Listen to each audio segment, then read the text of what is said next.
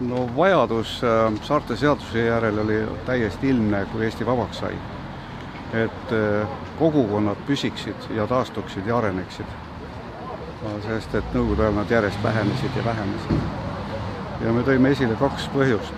Üks oli see, et saarte kogukonnad saaks taastada oma ajaloolise traditsiooni. Et tekivad saartel uuesti üldkogud ehk vanas Ruhnus oli 300 aastat loanskap, kes kord aastas tuli kokku, otsustati kõik tähtsamad küsimused, hääletati ja neid ülesanded, mis see loanskap oli otsustanud, neid piiranguid, mis oma saarte elanikele ja soodustusi, mis olid seatud, need kehtisid siis 17. sajandi 40. aastatest kuni 20. sajandi 40. aastateni, mil Ruhnu kogukond, mis oli kusagilt Lõuna-Skandinaaviast pärit, oma keelega, oma kultuuriga ära Rootsi kolis. Et seda traditsiooni, mis oli ka teistel saartel, et seda uuesti elustada, et inimesed oleks kaasatud. Selle ülesande see väikesaarte seadus on täitnud, seadusena on ta kirjas, aga enamik saari ei jälgi seda, millest on väga kahju. Sest et paljudel saartel võim koondub ühe või kahe inimese või väikese grupi kätte ja nii me siis oleme sellest koos otsustamisest nagu ilma jäänud. On ka väikeseid erandeid. No Vilsandi on selline erand ja veel mõned saared. Aga teine küsimus oli tõsisem. Et kuni 30. aastate keskpaigani oli enamikel väikesaartel just eriti ligi pool maast kogukonna kasutuses, ühiskarjamaad olid. Ja see liitis ka inimesi.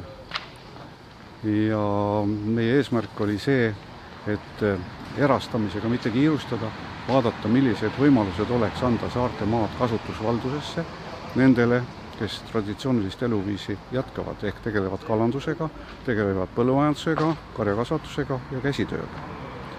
Ja Kihnu me nendel samadel alustel ka UNESCO-sse viisime, sest need olid eesmärgiks juba, nagu tookord see aastal 2003-2002 töötanud valitsuse poolt ka kinnitatud. Nüüd me oleme nii kaugele jõudnud, et see väikesaarte seadust ennast on vaja remontida. Ka seal on püsielaniku staatus vaja välja töötada, aga ei teeks paha, kui ka suuremad saared, mis Euroopa mõttes on väikesaared, nagu Hiiumaa oma 9000 elanikuga on kindlasti Euroopa mõttes väikesaar, muuhust rääkimata, ja teatud riikides arvestatakse ka alla 50 000 elanikuga saared väikesaarteks, sest neid saari, kus elab miljoneid ja sadu tuhandeid inimesi, on ikka maailmas sadu. Nii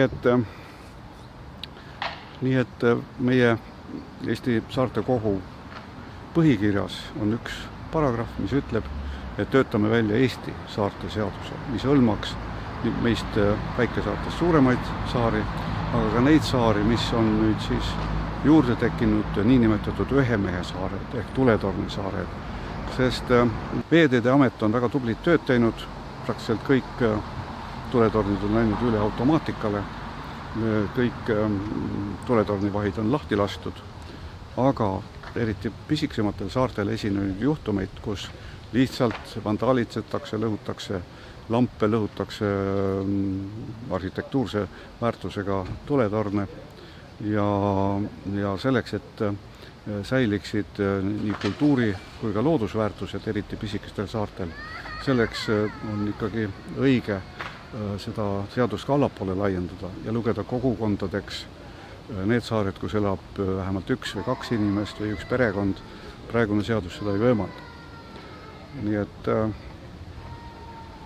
töötame koos Riigikogu liikmetega ja kuulame, mis nemad arvavad ja mine tea, äkki läheb läbi.